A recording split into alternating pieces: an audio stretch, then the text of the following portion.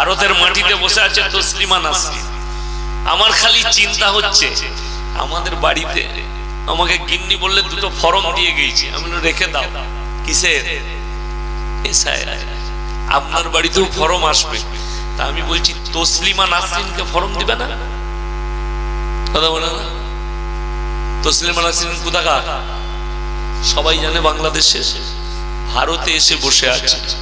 পৃথিবীর যতগুলো নাস্তিক আছে, তসলিমা নাসরিন হচ্ছে হারামের আওলাদ। যদি এখানে কোনো শিক্ষিত মাস্টার, জ্ঞানী, গুণী, ডাক্তার, ব্যারিস্টার বাপের বেটা থাকে, স্টেজে আসুন। আপনার কাছে যদি তসলিমা নাসরিনের লেখা বই থাকে, বইটার নাম হচ্ছে লজ্জা। বইটার নাম কি বললাম? লজ্জা। সেই বইয়েতে তসলিমা নাসরিন নিজে লিখেছে নিজের মায়ের জন্য, আমি আমার মাকে আমার চাচার মশারিতে দেখেছি। কি বুঝলে? মশারি বুঝেন তো? রাতের বেলায় তার মা তার চাচার মশারিতে শুয়েছিল। এই ভাষাটাই লিখেছে তসলিমা নাসরিন লজ্জা বইতে। তাহলে যার জন্ম যার চাচা দিয়েছে, সে হালাল না হারাম? মৌলবীদিকে জিজ্ঞেস করলেন। হারাম, অবৈধ সন্তান। সে নিজে প্রমাণ করেছে, নিজের মুখে বলেছে সে নাস্তিক। নাস্তিক মানে ধর্ম মানে না।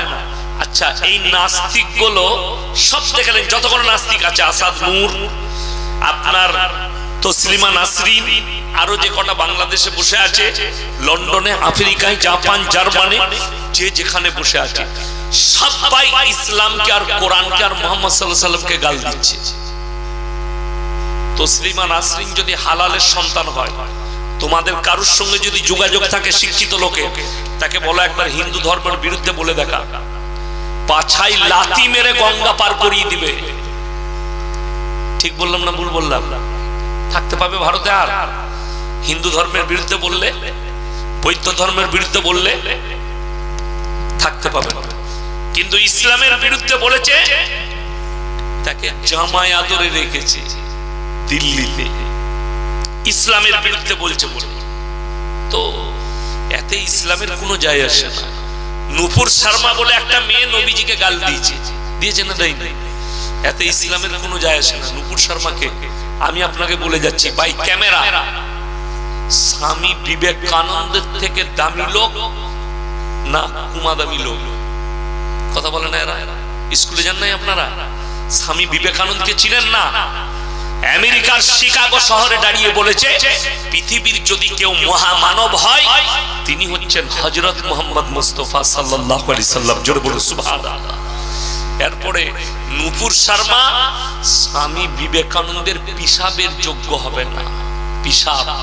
পিশাব করে দিলে ওই রকম কয়েকটা হারামের আওলাদ ভেসে যেত স্বামী বিবেকানন্দের জেগে। ওইগুলো বাদ দে। আমি এক সপ্তাহ আগে একটা ডিবেট দেখলাম, চ্যানেলের ডিবেট। উত্তরপ্রদেশে অখিলেশ যাদবের দলের একজন নেতা আছে, তার নাম হচ্ছে, ডিবেট করে। তো তিনাকে একজন জিজ্ঞেস করছে, আপ কিসকো মহাপুরুষ মানতে हैं? একজন ডিবেটে জিজ্ঞেস করছে, সে বলল, अगर मैं दुनिया में किसी को महापुरुष मानता हूं तो वो है मोहम्मद सल्लल्लाहु अलैहि वसल्लम। जोरे बोलो सुभान अल्लाह। একটা হিন্দু ব্যক্তি, বার করে দেখে দিবেন ফেসবুকে, হিন্দু ব্যক্তি बोले क्यों? बोले उन्होंने गरीब का हक मिटा दिया, गरीब का हक गरीब को दे दिया, मजलूम के पास खड़ा हुआ, किसी के ऊपर अत्याचार नहीं किया, इंसान को इंसानियत सिखाई। इंसान कैसे बनते हैं ये तो मोहम्मद सल्लल्लाहु अलैहि वसल्लम ने सिखाया। और दुनिया का मुसलमान, सारे मुसलमान अगर मोहम्मद सल्लल्लाहु अलैहि वसल्लम के बताए हुए रास्ता पर चलेंगे तो इनके पास कोई जुल्म सितम कुछ नहीं आ सकता। এরপরে আমি বলবো, এই 10 কোটি মুসলমান নাই কেন বলছেন ইয়াসিন সাহেব? আমি বলে দিচ্ছি। আপনাদের এই থানাটার নাম কি? গোয়ালপুতা। খুব ভালো করে বুঝবেন, আমি বর্ধমান জেলার মানুষ, টাউন আমার খুব কাছে। আমার বাড়ির পাশে পানাগড়ের মিলিটারি ক্যাম্প, এক বাড়ি দিল্লি রোডের উপরে আমার বাড়ি, হাইওয়ের উপরে। আমি 400 কিলোমিটার এলাম কমপক্ষে আমার বাড়ি থেকে। আপনারা বুঝতে পারছেন রাত জাগা আছে, আমি গাড়িতে যেটুকু ঘুম হয়েছে আমি ঘুমোতে পারি না, চোখে ঘুম আছে। তারপর দিলের কান দিয়ে শুনবেন, যদি এই কান দিয়ে শুনেন এই দিকে বেরিয়ে যাবে। দিলে যে কানটা দিয়েছে আল্লাহ, ওই কান দিয়ে শুনেন, কাজে লাগবে। আপনি বলবেন যে কেন বলছেন 10 কোটি মুসলমান নাই, তার প্রুফ কি আছে? 1 নম্বর, আপনারা সকলে জানেন আলেম উলামারা ফতোয়া দিয়েছে, কিন্তু আপনার বিষয় হচ্ছে আমাদের কাছে যেটা হালাল ওটা মৌলবীরা করতে পারবে না, আমরা করব। আশ্চর্যের বিষয়, মুসলমান মদ খাচ্ছে, লটারির টিকিট হারাম না হালাল? হারাম। আপনার এইখান থেকে যতগুলো মোড় পাবে বাজার, একবারই আপ টু কলকাতা পর্যন্ত, হাই রোড থেকে কলকাতা, প্রত্যেকটা বাজারে দেখাবো মুসলমানদের ছেলে কাউন্টার লাগিয়ে লটারি বিক্রি করছে, আর মুসলমান লটারি কাটছে বড় লোক হবার জন্য। ঠিক বললাম না ভুল বললাম? লটারি কেন হারাম তার ব্যাখ্যা দিচ্ছি। সবাই বলুন ভাগ্যের মালিক কে? ভাগ্যের মালিক হচ্ছেন আল্লাহ। রুজির মালিক কে? আল্লাহ। ভাগ্যের মালিক যদি আল্লাহ হয়, কেন হারাম বলে? আমাদের দেশে যতগুলো রেল স্টেশন আছে বড় বড়, মালদা, মুর্শিদাবাদ, বহরমপুর, এগুলো ছোটখাটো, এর থেকেও বড় স্টেশন শিয়ালদা, হাওড়া। হাওড়া হচ্ছে প্ল্যাটফর্মের মধ্যে ভারতবর্ষের সব থেকে বড় স্টেশন। অতগুলো প্ল্যাটফর্ম কোন স্টেশনে নেই। লম্বাই সব থেকে বড় জানেন কোনটা? কোনটা লম্বাই সব থেকে বড়? Rail station. একটা প্ল্যাটফর্মে 3টে ট্রেন দাঁড়াবে। কোন স্টেশন বলুন? আমরা মৌলবীরা বোকা, শিক্ষিতরা বলুন। খড়গপুর। খড়গপুর হচ্ছে ভারতের সব থেকে লম্বাই বড় প্ল্যাটফর্ম। আমি যেটা বলতে চাইছি, প্ল্যাটফর্মের বাইরে যান, দেখতে পাবেন একদম চট বিছিয়ে বসে আছে, অ্যাটাচি খুলে রেখেছে, তার উপরে এমন একটা জিনিস রেখেছে, মানে তাতে অনেকগুলো ছবি আঁকা আছে। কি বলে আমরা জানি না সব ছবি কি ব্যাপার। আর বর্ধমান থেকে চাকরি করে, মালদা থেকে চাকরি করে, রামপুরহাট থেকে বিশ্বভারতী ধরে যাচ্ছে, বর্ধমান থেকে ফার্স্ট লোকাল ধরে যাচ্ছে কলকাতায় চাকরি করে। 1 লাখ বেতন পায়, কেউ 50,000, কেউ 70,000, কেউ আপনার রাজভবনে চাকরি করে, কেউ উন্নয়ন ভবনে চাকরি করে, লাখ লাখ টাকা বেতন। স্টেশন থেকে নেমেই বসে আছে, মাথায় সরষের তেল, মাথাটা আঁচুড়া আছে, ছিঁড়া চটের উপরে বসে আছে। মানুষ, বড় লোকরা, শিক্ষিতরা, জ্ঞানীরা, উকিলরা, ম্যাজিস্ট্রেটরা, চাকরিজীবীরা সেই মূর্খকে যে স্কুলের মুখ দেখেনি, দেখে গিয়ে হাত দেখাচ্ছে। দেখুন দিন আমার খুব গোলমাল যাচ্ছে, আর ও হাত দেখে বিরাট গোলমাল। তো কি বলো কিনি, তোমার প্রমোশন আটকে আছে, বিবির সঙ্গে ঝামেলা চলছে, ভাগ্যটা একটু গোলমাল যাচ্ছে। এই দেখলে হ্যাঁ, বইয়ের সাথে তো প্রত্যেক রাত্রে ঝামেলা হয়, তাহলে গোলমাল একটু বটে, প্রমোশনও আটকে আছে। বলছে আচ্ছা আমার ভাগ্যটা কি করে ফিরবে? বলছে একটা কাজ আছে। বলে কি? বলে এই আংটির পাথরটা নিয়ে যাও, আংটি করে হাতেতে পরে নেবে, তোমার ভাগ্যটা ফিরে যাবে। সে দেখলে এত ভালো আংটি, দুঃখটা আমাদের কোথায় জানেন? যে পাথরটা দিচ্ছে সে ছিঁড়া চটে বসে আছে, যে লিখছে 1 লাখ বেতন পায়।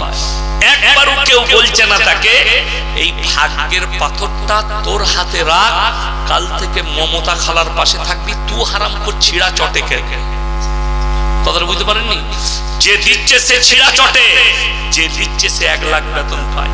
যেমন আমাদের দেশে আমাদেরকে মৌলবীদিকে এসে বলছে হুজুর একটা বরকতের তাবিজ দেন। অনেকজনা টাঙ্গি রেখেছে, আমি নাম করব না কোনো জায়গায়।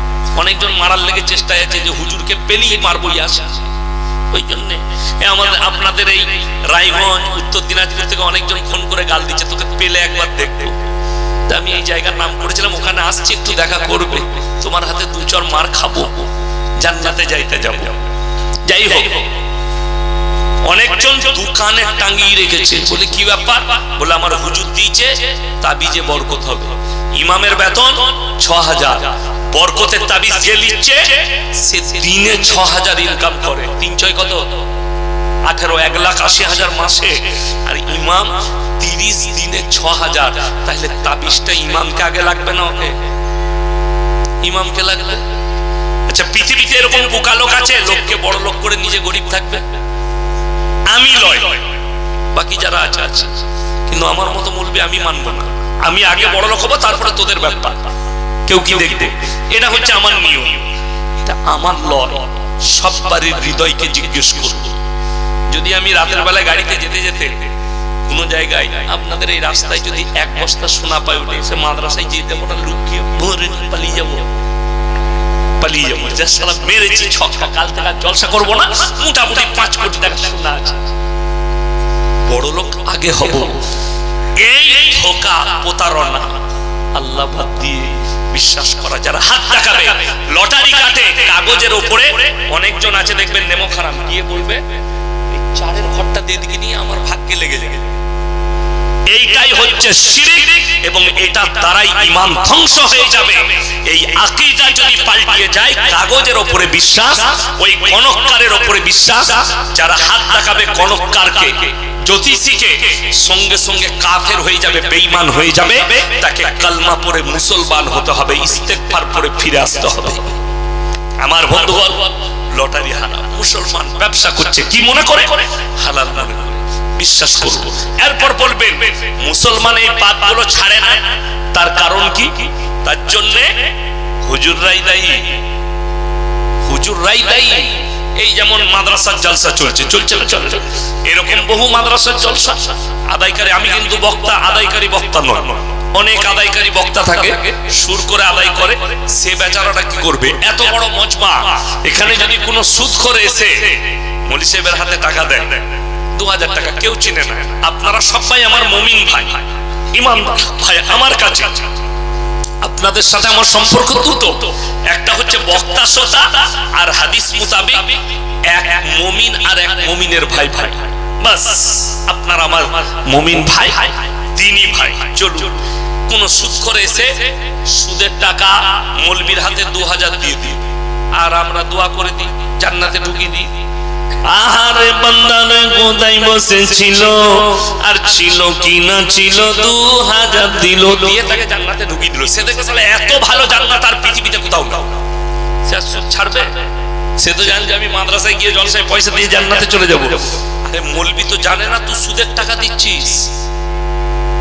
আমরা জানি না, এই মাদ্রাসাওয়ালারা জানে যে আপনি সুদের টাকা দিচ্ছেন।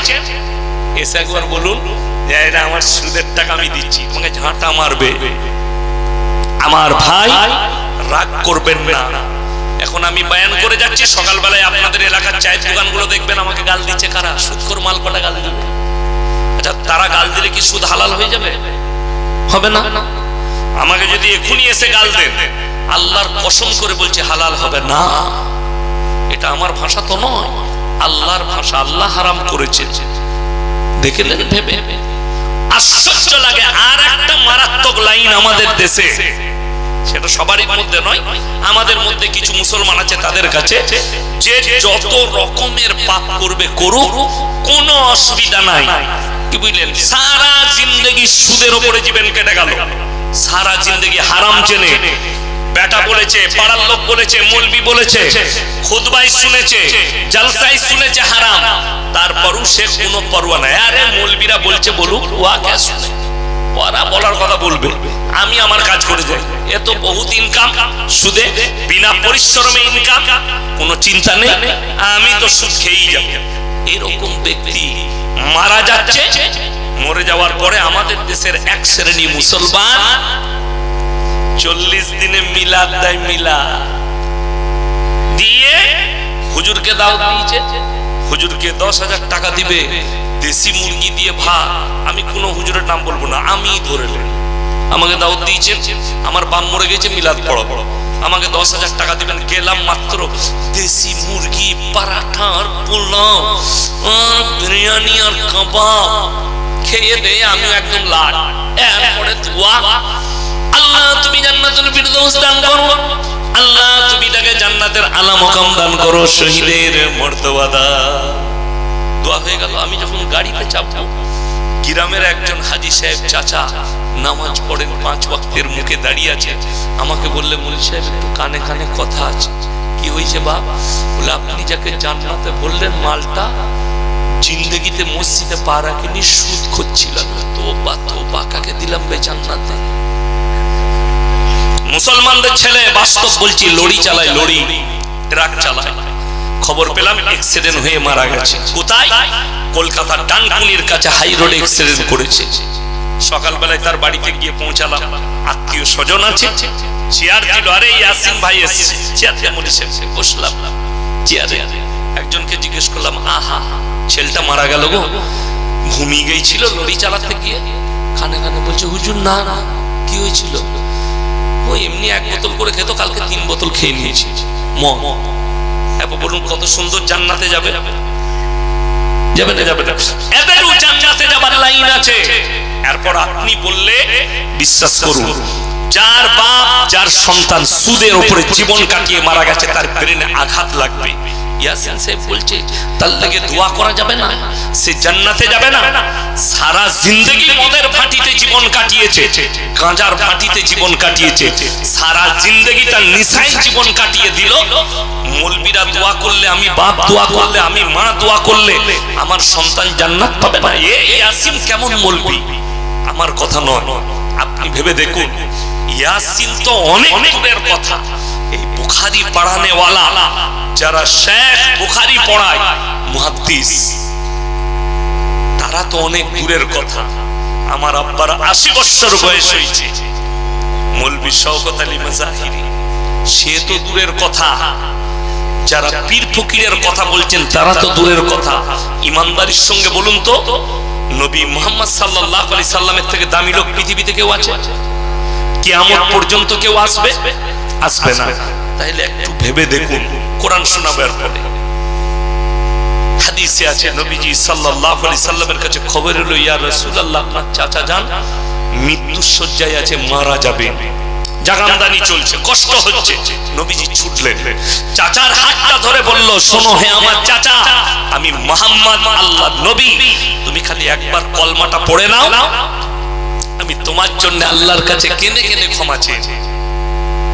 নবীর চাচার উত্তর কি এলো জানেন? আমি যদি বার্ধক্যে কলমা পড়ি, লোকে বলবে মৃত্যু ভয়ে কলমা পড়েছে, আমি কলমা পড়তে পারবো না।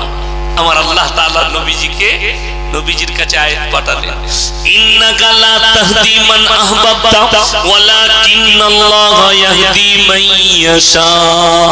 হে আমার নবী, সকলে বলুন হিদায়াতের মালিক কে? হিদায়াতের দপ্তরটা কার হাতে? আল্লাহর হাতে। আমার ইচ্ছা নেই তোমার চাচা কলমা পড়তে পারবে না, হিদায়াতের মালিক হচ্ছি আমি আল্লাহ। আল্লাহ তাআলা বললেন হিদায়াতের দপ্তর আমার হাতে। অনেক জলসাওয়ালারা মনে করে, অনেক মানুষ মনে করে এই বক্তাকে দাওয়াত দিলে মানুষ হিদায়াত পাবে। এটা হচ্ছে কোরআন বিরোধী কথা, রাসূল বিরোধী কথা। যতক্ষণ পর্যন্ত কোন জাতি, কোন মানুষ নিজের পরিবর্তন হবার চেষ্টা না করে, আমার আল্লাহ পরিবর্তন দেয়। তার মধ্যে যারা আছেন, যারা গোপনে পাপ করছেন, যারা জিন্দেগি ভর পাপ করে যাচ্ছেন, নামাজ পড়েন না, নিজেকে বুদ্ধিমান মনে করছেন, অথচ আল্লাহকে মানেন না, আল্লাহর রাসূলকে মানেন না, নিজেকে জ্ঞানী মনে করছেন, মুসলমান বলে দাবি করছেন, আর গুনার উপরে গুনাহ, জিদ করে করে গুনাহ। কোরআন শুনেলেন আপনার চোখ দিয়ে পানি আসবে। সূরা বাকারা 2য় পৃষ্ঠা। কোন পৃষ্ঠা বললাম? 2য় পৃষ্ঠা। কোরআন রাখা আছে। আমি কোরআন হাতে নিচ্ছি না কেন? আমি কোরআনের হাফেজ, আল্লাহর রহমতে কোরআনের হাফেজ। আমি 1 বছরের ভেতরে কোরআন হিফজ করেছিলাম গুজরাটে।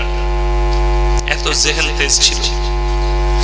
ইন্নাল্লাযীনা কাফারু সাওয়াউন আলাইহিম আনজারতাহুম আম লাম তুনজিরুহুম লা ইউমিনুন। যত দাওয়াত দিবে দাও, যত বুঝাবে বুঝাও, কিন্তু যারা মানার নয় তারা কখনো মেনে নিবে না, তারাই মানাবে না। কেন?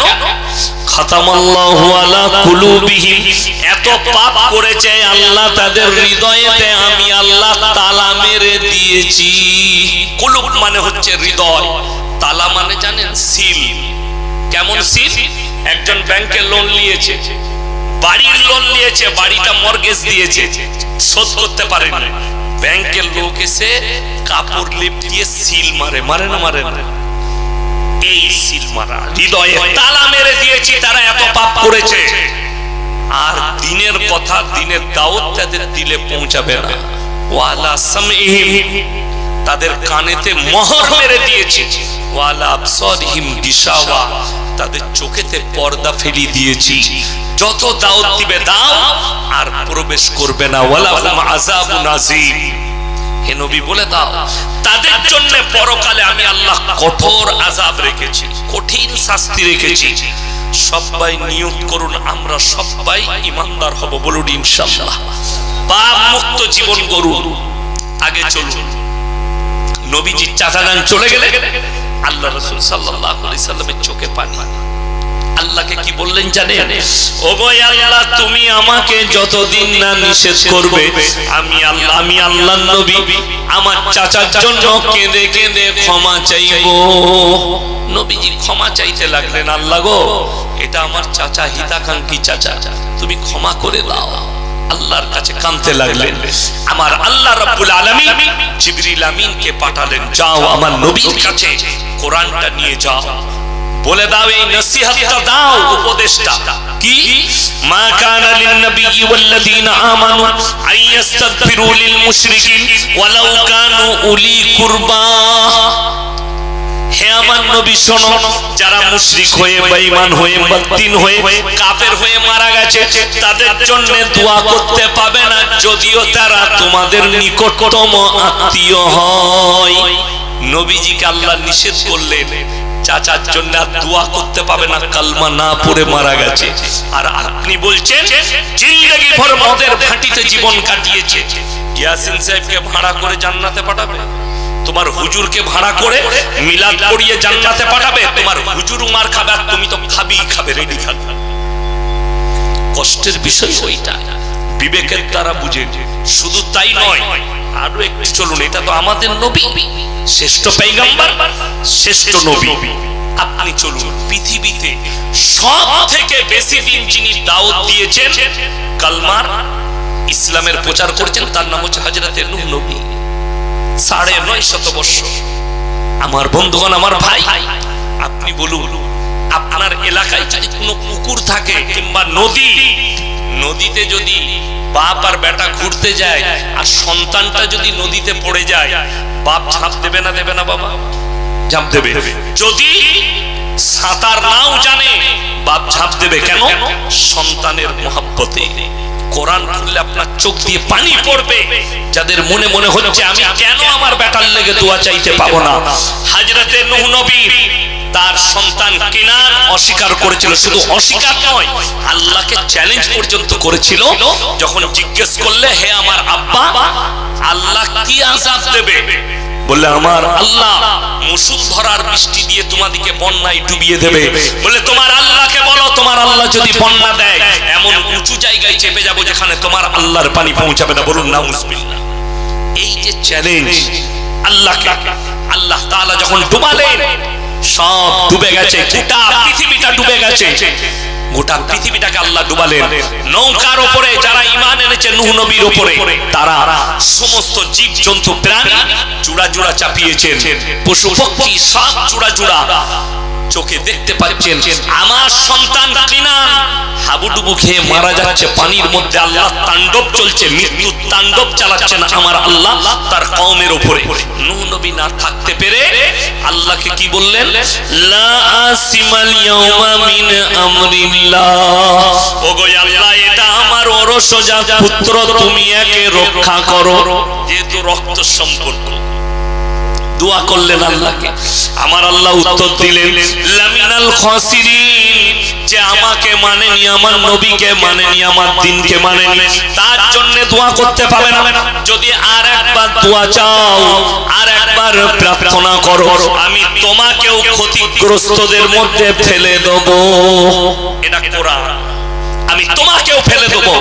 নূহ নবীর হাত নেমে গেল, দোয়া বন্ধ হয়ে গেল, জবান বন্ধ হয়ে গেল সন্তানের জন্য, আর কোন রকমের দোয়া চাইবে না। একজন নবী, একজন পয়গম্বর, সে যদি নিজের সন্তানকে না বাঁচাতে পারে দোয়া করে আল্লাহ নিষেধ করে, আপনি ভেবে দেখলেন আপনার সন্তান হারাম জানার পরও হারাম খেয়েছে, হালাল জানার পরও সেটা হালালটা গ্রহণ করেনি, সুদ হারাম জানার পরও সুদ খেয়ে গেছে, আপনি কি করে ভাবছেন যে এই মৌলবীদের দোয়ায়, হুজুরদের দোয়ায় জান্নাতে যাবে?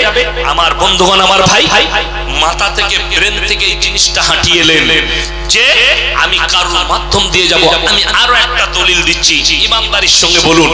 আপনাদের সঙ্গে আমি সম্পর্ক দুটো বলে দিলাম, এক হচ্ছে এক মুমিন আর এক মুমিনের ভাই ভাই, আর দ্বিতীয় হচ্ছে আপনি আমি বক্তা এবং শ্রোতা আছে। আচ্ছা, আপনার সঙ্গে আমার সম্পর্ক বেশি হবে না বাপ আর বেটার সম্পর্ক বেশি? কথা বলে না? বাপ আর বেটার সম্পর্ক কিসের? রক্তের। মা আর বিটির সম্পর্ক রক্তের, বাপ আর বিটির সম্পর্ক রক্তের। বড় কষ্ট লাগে একজন স্বামী আর স্ত্রী, তাদের সম্পর্ক হচ্ছে কিসের? রাতের জননী, অন্তরঙ্গ সম্পর্ক, আল্লাহর দেওয়া নিয়ামত। তোমার বিবি, তার সঙ্গে নিরালায় তুমি তার সঙ্গে শুলে দেখুন একটা জিনিস, কিন্তু একটু ফারাকের জন্য একটা জিনা আর একটা হচ্ছে নেকির কাজ। তুমি তোমার স্ত্রীর সঙ্গে জড়িয়ে ধরে মিলামিশা করবে, নেকি পাবে, তোমার শারীরিক আরাম প্লাস নেকি। তুমি যখন ওইটা পর নারীর সঙ্গে করবে, সেটার নাম হয়ে গেল জিনা, যেটা পাপ। অর্থাৎ এত কাছের সম্পর্ক আমার সঙ্গে আপনাদের সম্পর্ক, বক্তা শ্রোতা মুমিন ভাই, কোরআনকে জিজ্ঞেস করুন কিয়ামতের দিনে এই মৌলবীরা কতটা আপনার কাজে আসবে, পীর আপনার কতটা কাজে আসবে, হুজুর কতটা কাজে আসবে না হুজুর কাজে আসবে না। আমি বলবো না, কোরআনকে জিজ্ঞেস করুন। আমি প্রথমেই বলে দিলাম বাপ আর বেটার সম্পর্ক রক্তের। ইয়াউমা ইয়াফিরুল মারউ মিন আখিহি ওয়া উম্মিহি ওয়া আবিহি ওয়া সাহিবাতিহি ওয়া বানি লিকুল্লি ইমরিইন মিনহুম ইয়াউমাইদিন শানুন ইউগনি। হে আমার নবী, পৃথিবীর মানুষকে বলো কিয়ামতের দিনে বাপ বেটার কাছ থেকে দূরে সরে পালাবে। দুনিয়াতে আমার কোনো সন্তান ছিল না, স্বামী বলবে স্ত্রী ছিল না, স্ত্রী বলবে দুনিয়াতে আমার কোনো স্বামী ছিল না, বাপ বলবে বিটি ছিল না, বিটি বলবে বাপ ছিল না। কেউ কারোর জন্য যারা পরিমাণ বোঝা বহন করবে না। এটা কোরআন। কিয়ামতের দিনে মানুষ হাজির হবে কিভাবে? যারা মনে মনে করছে, যারা দোহাই দিচ্ছে আমার অমুক পীর আছে, আমি অমুক পীরের মুরিদ হয়েছি, আমি অমুক মৌলবীর মুরিদ হয়েছি, তারা পার করাবে। কোরআনে আছে আতিহিম ইয়াউমাল কিয়ামতি ফারদা, जबकि कियामत के दिन होंगे लोग हमारे सामने अकेले अकेले आएंगे। একা একা আসবে কিয়ামতের দিনে, সবাই নিজের আমল নিয়ে যাবে, কেউ সাথে যাবে না। এরপরে বলি আমার বন্ধুগণ, সবাই নিয়ত করুন আমরা হারামটাকে অ্যাভয়েড করব, বলুন ইনশাআল্লাহ। যারা হারাম ব্যবসায় লেগে আছেন, হারাম কাজে লেগে আছেন, তারা নিয়ত করলেন হারাম থেকে আল্লাহ আমাদেরকে হেফাজত করুক। চলুন 5 ওয়াক্তের নামাজ পড়া ফরজ না ফরজ নয়? কথা বলেন। আমাদের সমাজে ভারতবর্ষের মুসলমান 100টার মধ্যে 90টা বেনামাজি। ঠিক বললাম না ভুল বললাম? 90টা বেনামাজি, অথচ সে মুসলমান দাবি করে। বেনামাজি তো নামাজি, একদল আবার এমন বেনামাজি আছে তারা চায়ের দোকানে ফজরের পরে নামাজিরা চা খেতে যায়, তারাও বসে থাকে। তারা কি বলে জানে? নামাজ না পড়তে পারি কিন্তু ঈমানটা আমারই ঠিক আছে। এরকম মাল আছে না? অনেক আছে। নামাজ পড়ে না কিন্তু সে বলে ঈমানটা আমারই ঠিক আছে। তুমি শোনো কান খুলে, কিয়ামতের দিনে একটা রাস্তায় জান্নাতীরা যাবে আর একটাই জাহান্নামীরা। কোরআন বলছে জান্নাতীরা কি বলে দাঁড় করাবে? ফি জান্নাতি ইয়াতাসাআলুনা আনিল মুজরিমিনা মা সালাকাকুম ফি সাকার। এই জাহান্নামী ভাইরা দাঁড়াও, তোমরা সাকার নামক জাহান্নামে কেন যাচ্ছ? তাদের এক নম্বর উত্তর যেটা বেরিয়ে আসবে, ক্বালু লাম নাকু মিনাল মুসাল্লিন, আমরা নামাজি মুসল্লিদের মধ্যে ছিলাম না। ওয়ালাম নাকু নুতিমুল মিসকিন, আর আমরা মিসকিনকে খানা খাওয়াইতাম না। ওয়া কুননা নাখুদু মাআল খাইদিন। এটা বড় প্যাথেটিক। দাড়ি টুপি নামাজি মুসল্লিদিকে দেখে হাসি ঠাট্টা বিদ্রুপ করত, তাদের সঙ্গে আমরাও মজাক উড়াতাম। কাদের? দাড়ি টুপি নামাজি মুসল্লিদের মজাক উড়াতাম। ওয়া কুননা নুকাজ্জিবু বিয়াউমিদ্দিন, আর আমরা বিচারের দিবসকে, কিয়ামতের দিনকে মিথ্যা বলে মনে করিতাম। আল্লাহ তাই আমাদেরকে জাহান্নামে পাঠিয়েছে। আমার বন্ধুগণ, সবাই হাত তুলে বলুন, আজ ফজর থেকে কেউ নামাজ কাজা করবে না। হাতটা তুলেন তাড়াতাড়ি ইনশাআল্লাহ। হাত তুলেন, জোরে বলুন ইনশাআল্লাহ।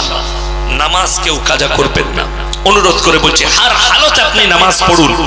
যারা আমার আগের বক্তা বলছিলেন ভাইজান যে সন্তানকে উঠিয়ে দাও নামাজের জন্য, রাতের বেলায় ফজরের সময় অনেক বাপ দেখে এটা আমার 10 বছরের সন্তান, ঘুমের ডিস্টার্ব হবে।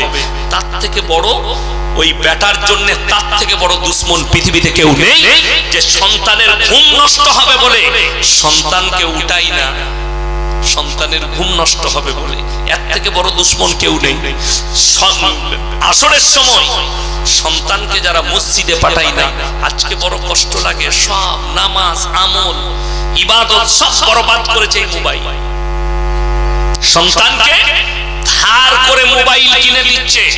মেয়ে স্কুলে যাবে, মেয়ে কলেজে যাবে, মেয়ে ইউনিভার্সিটিতে যাবে, তাকে চিনা করেও একটা মোবাইল কিনে দিচ্ছে। কিন্তু জিন্দেগিতে মেয়েকে বলে না, মা নামাজটা জীবনে কাজা করিস না, তুমি বালিগ হয়েছো, চলো নামাজটা পড়ো, স্কুল থেকে এলে নামাজ পড়ে নাও, নামাজটা আদায় করে নাও, তারপরে তোমাকে ভাত দিচ্ছি। দুঃখ কোথায় জানেন? একজন মানুষ, একটা ছেলে টিউশন কামাই করলে বাপ মারে, মা অত্যাচার করে। কেন? আরে টাকা দিয়ে টিউশন পড়াচ্ছি, তোমার বাপের টাকাটা সস্তা। এই ভাষা বলে না, বলে না? মা বলে, বাবা বলে, টিউশন পড়াচ্ছি তোমাকে মানুষ করার জন্য। তুমি এটা ভাবছো না তোমাকে মানুষ করার জন্য টাকাটা নষ্ট করছো? এইভাবে মারা বলে, কিন্তু একবারও বলে না হে বাপ, হে আমার মা, তুমি নামাজটা 5 ওয়াক্তের পড়ো, নাহলে দুনিয়া তো কিছুই নয়। যারা মনে করছেন দুনিয়াটা আসল, কোরআনে আছে ওমাল হায়াতুদ দুনিয়া ইল্লা মাতাউল গুরুর, এই দুনিয়াটা তোমাদের জন্য সম্পূর্ণ ধোঁকা। আমার আল্লাহ কোরআনে নিজে বললেন নবীকে, তুমি তোমার উম্মত উম্মতিকে বলে দাও এই দুনিয়া তোমাদের জন্য সম্পূর্ণ ধোঁকা। সবাই নিয়ত করুন, আমরা নিজেরা নামাজি হব, পরিবারকে এবং সন্তানকে নামাজের দাওয়াত দেব। বলুন ইনশাআল্লাহ। আপনি একজন নামাজি ব্যক্তি, বাড়ি থেকে বেরিয়েছেন, মসজিদে যাবেন নামাজ পড়তে, আসছেন, ছেলেরা মুসলিম যুবকরা মাচায় বসে আড্ডা মারছে। আপনার নৈতিক দায়িত্ব হচ্ছে এবং ঈমানি দায়িত্ব হচ্ছে তাদেরকে বলা, আজান হয়েছে শুনিস নি, চলো তাড়াতাড়ি গোসল করে মসজিদে আই, চল যা জামা পরে আই, চল নামাজটা পড়ে লে।